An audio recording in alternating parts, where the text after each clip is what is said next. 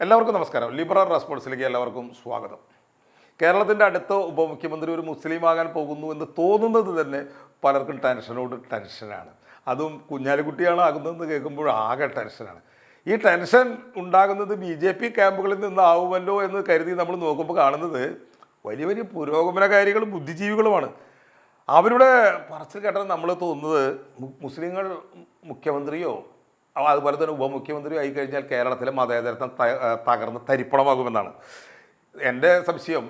ഇപ്പോഴത്തെ കാലത്ത് മതേതരത്വം എന്ന വാക്കിൻ്റെ അർത്ഥം മാറിപ്പോയോ എന്നാണ്. ശരിക്ക് മതേതരത്വം എന്ന് പറഞ്ഞൊരു കോൺസെപ്റ്റ് നമ്മൾ ഉൾക്കൊള്ളുകയാണെങ്കിൽ മറിച്ചാണ് നമ്മൾ ചിന്തിക്കേണ്ടത്. 27% ജനസംഖ്യയുള്ളൊരു ന്യൂനപക്ഷ സമൂഹത്തിൽ നിന്ന് എന്തുകൊണ്ട് ഇതുവരെ ഒരു മുഖ്യമന്ത്രി ഉണ്ടായി അദ്ദേഹം ഇവിടെ 5 കൊല്ലം ഭരിച്ചില്ല എന്നല്ലേ ഒരു മതേതരവാദിക്ക് തോന്നേണ്ടത്. കാരണം അതാണ് അതിൻ്റെ ഒരു സ്വാഭാവികത.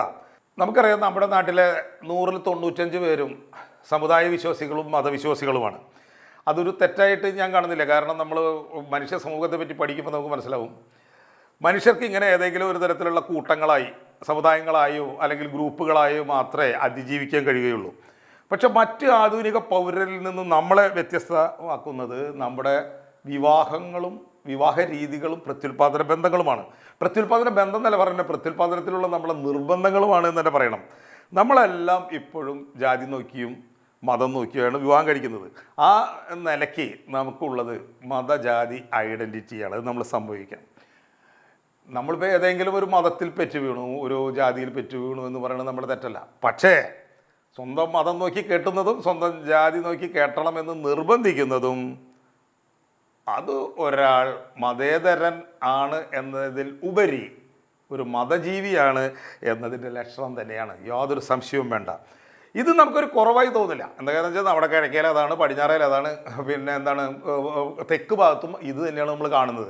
അപ്പോൾ അതുകൊണ്ട് നമ്മൾ അതിൻ്റെ ഉള്ളിൽപ്പെട്ട് കിടക്കുന്നത് കൊണ്ട് നമുക്കതൊരു എന്തോ വലിയ ബുദ്ധിമുട്ടുള്ള കാര്യമായിട്ട് നമുക്ക് തോന്നുന്നില്ല. പക്ഷേ മതേതരത്വം എന്നൊക്കെ പറഞ്ഞ് വലിയ വലിയ ഡയലോഗ് അടിക്കുമ്പോൾ നമ്മൾ നമ്മുടെ തലയിലേക്ക് ഒന്ന് നമ്മുടെ വിരൽ കൊണ്ടൊന്നും ഇങ്ങനെ ചൂണ്ടുന്നത് നമുക്ക് എപ്പോഴും നല്ലതാണ്. കേരളം ഉണ്ടായിട്ട് 60 വർഷം കഴിഞ്ഞ നിലയ്ക്ക് എങ്ങനെ നമ്മൾ കുലുക്കി കുത്തിയാലും എല്ലാ പദവികളിലും എല്ലാ സമുദായങ്ങളും എത്തേണ്ടതാണ്. പക്ഷേ പലരും പല പദവികളിലും എത്തിയിട്ടില്ല എന്നുള്ളതൊരു യാഥാർത്ഥ്യമാണ്. പട്ടികജാതി പട്ടികവർഗ്ഗക്കാരെ നമ്മൾ നോക്കിക്കഴിഞ്ഞാൽ മുഖ്യമന്ത്രി ആകണമെന്ന് പറയാനുള്ള ധൈര്യം പോലുള്ളൊരു മനുഷ്യനെ നമ്മൾ കാണാനില്ല. മുസ്ലിം സമൂഹത്തിൽ നിന്ന് മാത്രമാണ് ഏതെങ്കിലും ഒരാൾ ഇടയ്ക്കെങ്കിലും ഒരു പരാതിയായിട്ട് വരാറുള്ളത്. സ്ത്രീകളെ കാര്യം എടുത്താലോ, നമ്മൾ സ്വയം പുകഴ്ത്തുന്നത് പോലെ പുരോഗമനകാരികളായിരുന്നെങ്കിൽ ഇവിടെ ഉണ്ടായിട്ടുള്ള മുഖ്യമന്ത്രിമാരിൽ പകുതി പേർ സ്ത്രീകളാകുമായിരുന്നു. പക്ഷെ മരുന്നിന് പോലും ഒരാളില്ല എന്നുള്ള കാര്യം നമുക്കറിയാം.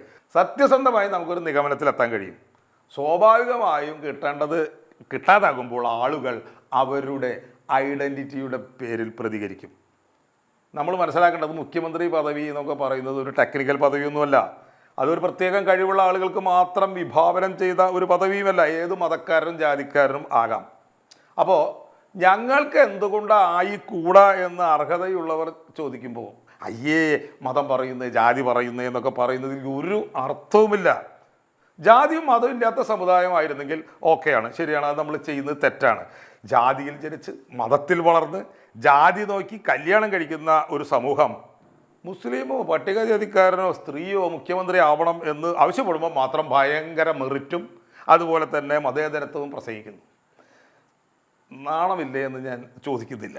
മതത്തെയും ജാതിയെയും തള്ളിക്കളഞ്ഞ് ജീവിക്കുന്ന ഒരു യുക്തിവാദിക്ക് ഒരു പക്ഷേ ഇതൊക്കെ കാണുമ്പോൾ, അതായത് ഒരു മുഖ്യമന്ത്രി സ്ഥാനമൊക്കെ ജാതി നോക്കിയോ മതം നോക്കിയോ കൊടുക്കുന്നു എന്ന് കാണുമ്പോൾ അയാൾക്ക് അസ്വസ്ഥതയുണ്ടാവും. സത്യത്തിൽ ആ അസ്വസ്ഥതയ്ക്ക് ആ യുക്തിവാദിക്ക് അർഹതയുണ്ട്. എന്നാൽ നാട്ടിൽ 5% പോലും യുക്തിവാദികളില്ലല്ലോ. 4 വോട്ട് അധികം കിട്ടും എങ്കിൽ എന്ത് വിട്ടുവീഴ്ചയും ചെയ്തോളൂ എന്ന് രാഷ്ട്രീയക്കാർക്ക് മനസമ്മതം കൊടുക്കുന്ന മനുഷ്യരല്ലേ നമ്മൾ. അപ്പോൾ അങ്ങനെയുള്ള ആളുകളെ മാത്രം നമ്മളിവിടെ ചുറ്റും കണ്ടുകൊണ്ടിരിക്കുന്നു.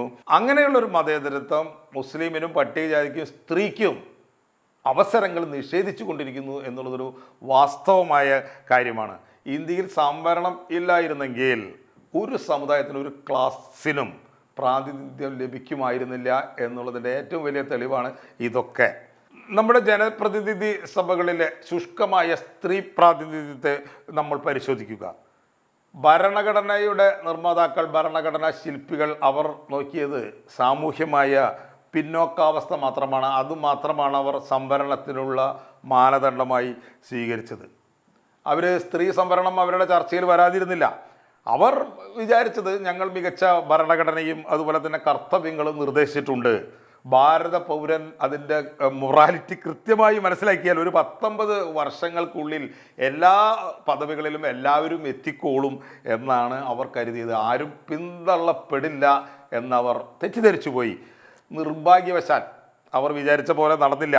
നടക്കുകയായിരുന്നെങ്കിൽ ഇന്നിപ്പോൾ നമുക്ക് ലോകസഭയിൽ സ്ത്രീകൾക്ക് വേണ്ടി പ്രത്യേക സംവരണം ഏർപ്പെടുത്തേണ്ടി വരുമായിരുന്നില്ലല്ലോ. നവോത്ഥാനം കൊണ്ട് ഇരിക്കപ്പുറതിയില്ലാത്ത നമ്മുടെ കേരളത്തിൽ പോലും സ്ത്രീകളുടെ നിയമസഭയിലെ പ്രാതിനിധ്യം എന്ന് പറയുന്നത് വളരെ കഷ്ടമാണ്. മരുന്നിന് പോലും ഒരു സ്ത്രീ മുഖ്യമന്ത്രിയാവാത്ത ഒരു നാടാണ് നമ്മുടെ ഈ നവോത്ഥാന നാട്. നമ്മൾ മനസ്സിലാക്കണം. ഇത് തന്നെയാണ് പട്ടികജാതിക്കാരുടെ അല്ലെങ്കിൽ പട്ടിക വർഗ്ഗങ്ങളുടെ അവസ്ഥ. അവർക്ക് സർക്കാർ ജോലികളിലും അതുപോലെ തന്നെ വിദ്യാഭ്യാസ സ്ഥാപനങ്ങളിലും അവർക്ക് സീറ്റുകൾ സംവരണം ചെയ്തു എന്നുള്ള ഒറ്റ കാരണം കൊണ്ടാണ് അത്തരം സ്ഥലങ്ങളിൽ അവരെ നമ്മൾ ഇന്ന് കാണുന്നത്. അവർക്കൊക്കെ ഉദ്യോഗം പറ്റുമെന്ന് തോന്നിയത് അങ്ങനെയാണ്.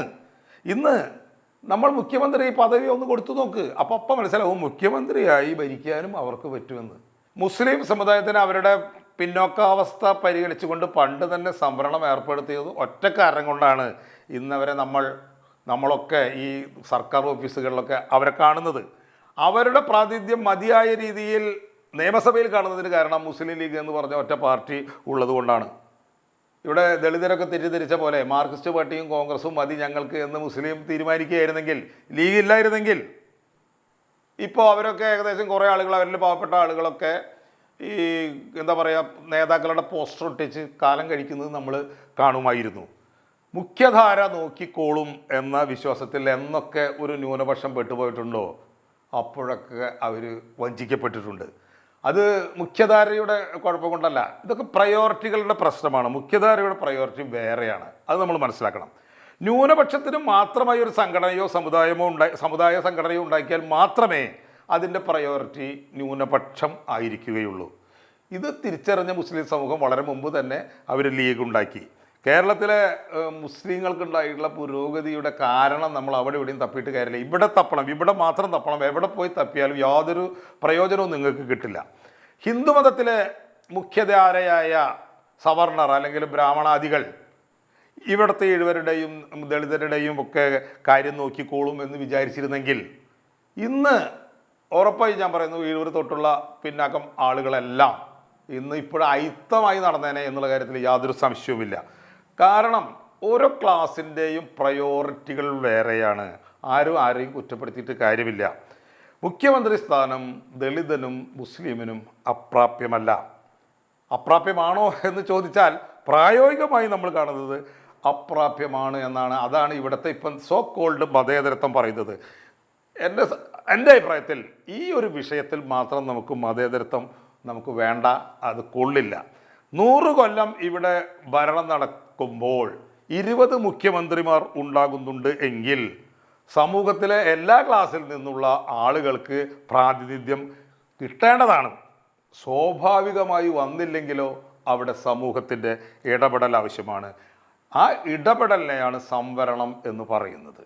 ജാതിയും മതവും ഇവിടെ ഒരു പ്രധാന ഘടകം ആവുകയും എല്ലാവരും ജാതിയിൽ നിന്നും മതത്തിൽ നിന്നും കല്യാണം കഴിക്കുന്ന ഒരു അവസ്ഥയിൽ, അങ്ങനെയുള്ള ഒരു സമൂഹത്തിൽ മുഖ്യമന്ത്രി പദവി മാത്രം മതേതരമാവുന്നതിൽ ഒരു കാര്യവുമില്ല. അതൊക്കെ വെറും ഒഴിവ് കഴിവ് മാത്രമാണ്. എല്ലാവർക്കും അളന്ന് തൂക്കി കൃത്യമായി പ്രാതിനിധ്യം കൊടുക്കുകയും അങ്ങനെ എല്ലാവർക്കും നീതി കിട്ടുകയും ചെയ്യുന്ന സമയത്ത് ആളുകൾക്ക് തോന്നുകയാണ്, അയ്യേ നമ്മൾ ഈ ജാതിയും മതമൊക്കെ നോക്കി ഇങ്ങനെ പങ്കുവയ്ക്കുന്നത് ശരിയാണോ എന്നുള്ള ഒരു ഫീലിംഗ് നമുക്കുണ്ടാവുമ്പോൾ, അങ്ങനെ ഉണ്ടാവുന്ന കാലത്ത് അപ്പോൾ ഉള്ള ആ ഫീലിങ്ങിനെയാണ് നമ്മൾ മതേതരത്വം എന്ന് പറയേണ്ടത്. അല്ലാതെ ചില സമുദായങ്ങളെ അല്ലെങ്കിൽ ചില ജാതികളെ കാലാകാലത്തേക്ക് മാറ്റി നിർത്താൻ വേണ്ടി മാത്രമുള്ള ഒരു ഇടപാടായി മതേതരത്വത്തെ നമ്മൾ കാണരുത്. മന്ത്രിസഭയിൽ 10 നായന്മാരെ അണിനിരത്തിയ ആശാന്മാരാണ് ഇവിടെ വന്നിരുന്നിട്ട് ഈ കുഞ്ഞാലിക്കുട്ടിയുടെ കാര്യം പറയുന്നത് എന്ന് നമ്മൾ മനസ്സിലാക്കണം. സോ ആദ്യം പ്രാതിനിധ്യം ഉണ്ടാകണം, അപ്പോൾ ഒരു നീതി ഉണ്ടാവും, അപ്പം മതി മതേതരത്വം. കാളയെ കൊണ്ടുപോയി വണ്ടിയുടെ പിന്നിൽ നമ്മൾ പോയി കെട്ടരുത്. മുമ്പിൽ കെട്ടണം. പിന്നിൽ കെട്ടി നമ്മൾ ഈ കാളയെ പിന്നിലോട്ട് വലിച്ചുള്ള ഈ പരിപാടി അതാണ് ഇപ്പോൾ നടന്നുകൊണ്ടിരിക്കുന്നത്. അത് എത്രയും വേഗം നിർത്തണം. നന്ദി, നമസ്കാരം.